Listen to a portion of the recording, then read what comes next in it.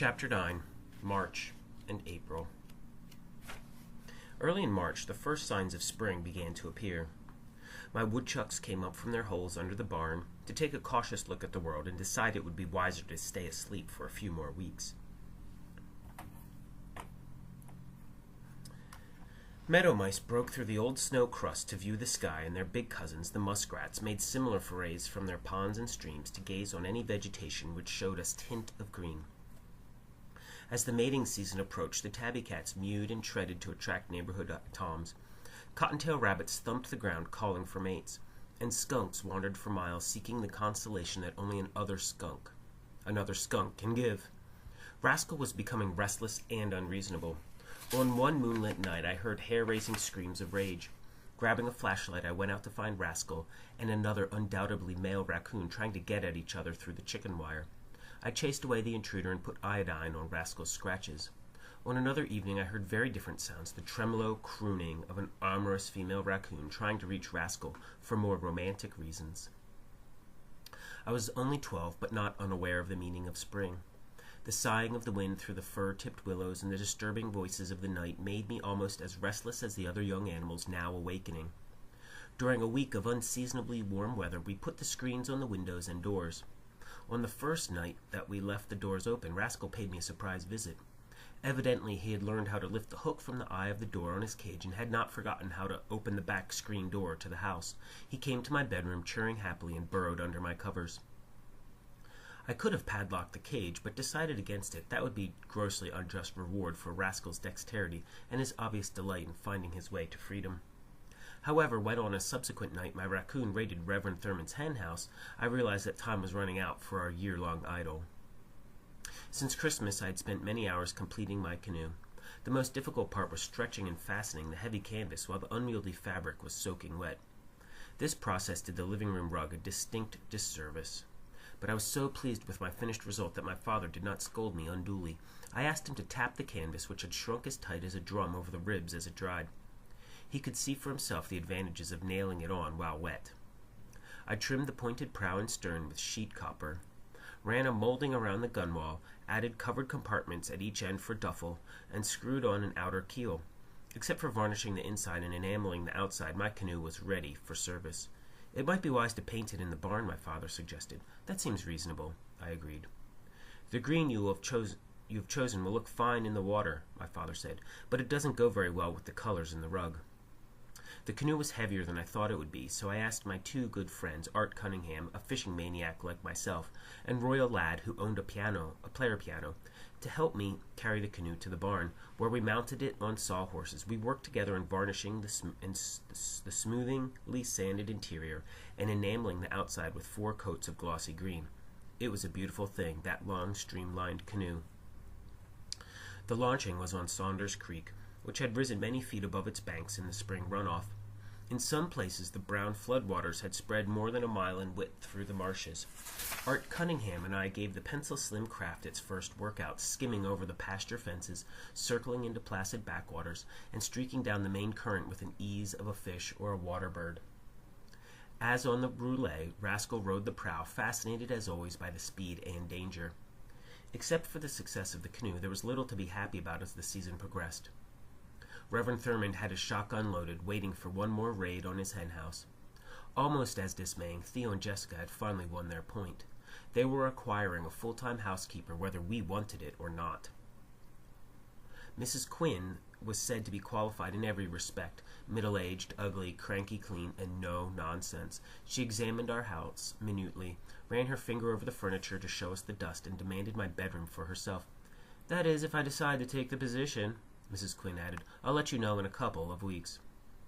It was sadly apparent that my father would be no match for our new housekeeper, but since we were being allowed 2 blessed weeks in which to maneuver, I decided to build a second line of defense. The presently unoccupied back bedroom on the 2nd floor was virtually impregnable after I fitted a strong lock on the door and pocketed the key. I explained to my father that I would make my own bed, clean my own room, and let Mrs. Quinn take care of the rest of the place in any way that suited her. She had expressed herself quite firmly. No pets in the house. I thought that perhaps I might circumvent this unreasonable ruling by preparing a new entrance to my quarters. Opening off the large and airy bedroom was a small study at the very rear of the house.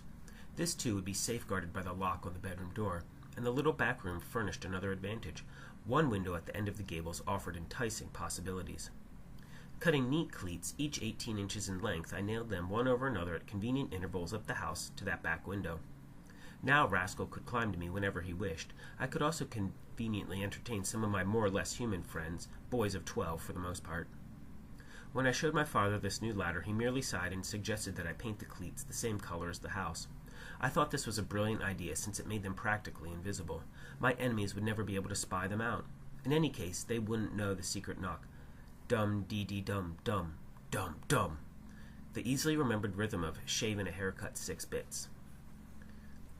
With Rascal for my constant companion in all these preparations, I was exhilarated with my stratagems to foil Mrs. Quinn. But deep in my heart I knew that none of these plans would ensure Rascal's life. He ran constant peril of being shot. Moreover, now that he had grown to young adulthood, he was not entirely happy as a domesticated pet.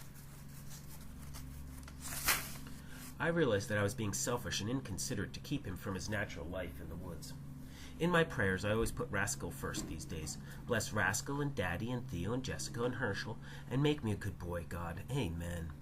I suppose I realized that no one needed more protection than my raccoon. The 14 days of grace sped by far too swiftly, and the awful moment approached when Mrs. Quinn would confirm her acceptance and move in, bag and baggage. I was certain that she would chase the cats with her broom, flap her apron at the crow, hurt Wowzer's feelings by speaking to him sharply, and insist that I padlock Rascal's cage. She had been terrified of my raccoon on the day she inspected us, and she might become his mortal enemy. One warm and pleasant Saturday I made my decision. I can remember every detail of that day, hour by hour. Rascal and I had slept in my new bedroom.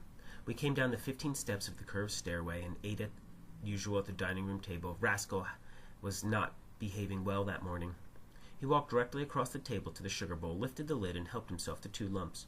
13 pounds of raccoon on a dining room table is quite a centerpiece, but knowing in my heart that what I was plotting, I couldn't scold or slap him. I told my father that Rascal and I would be away all afternoon and evening on a long canoe ride. I think he knew what I was planning. He looked at us quite sympathetically. Taking jelly sandwiches, strawberry pop, and more than a pound of soft-shelled pecans, I led Rascal to where my canoe was waiting up near the edge of the flooded creek. In a moment it was launched upon the racing stream. All unknowing, my raccoon stood at the prow, occasionally coming back to me for another pecan. I remember thinking that it was sad how Herschel had not come home in time to see this handsome pet. We floated down the creek, ducking to pass beneath the bridges. Soon we sped out to Rock River and turned upstream toward Lake Kushkonig. Rascal fell asleep during the hours I labored against the current.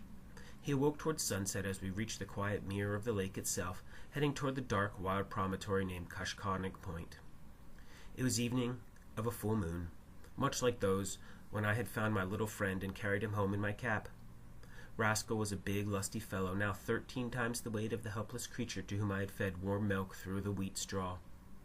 He was very capable in many ways, able to catch all the food he needed along a creek or in a marshy bay. He could climb, swim, and almost talk. As I thought over his accomplishments, I was both proud and sad. We entered the mouth of Kushkonig Creek by moonlight and paddled up this stream several hundred feet into the depths of this wet wilderness. It is a region rich in fish and crayfish, freshwater clams, muskrats, and mallards, the many forms of life that love wildness and water. The peepers shrilled, the bullfrogs thrummed their bass fiddles, and a little screech owl trilled a note reminiscent of Rascal when he was much younger. I had decided to let my raccoon make his own decision, but I took off his collar and his leash and put them in a pocket of my corduroy jacket as something to remember him if he should choose to leave me. We sat together in the canoe, listening to the night sounds all around us, but for one sound in particular. It came at last, the sound I had been waiting for, almost exactly like the crooning tremolo we had heard when the romantic female raccoon had tried to reach him through the chicken wire. Rascal became increasingly excited. Soon he answered with a sharp, slightly deeper crooning of his own. The female was now approaching, along the edge of the stream, trilling a plaintive call, infinitely tender and questioning. Rascal raced to the prow of the canoe, straining to see through the moonlight and shadow, sniffing the air and asking question. "Do as you please, my little raccoon. It's your life," I told him. He hesitated for a full minute, turned once to look back at me, then took the plunge and swam to the near shore. He had chose to join that entrancing female somewhere in the shadows. I caught only one glimpse of them in the moonlight glade before they disappeared to begin their new life together. I left the pecans on a stump near the waterline, hoping Rascal would find them, and I paddled swiftly and desperately away from the place where we had parted. And that's the end of Rascal by Sterling North, a classic tale of unforgettable friendship.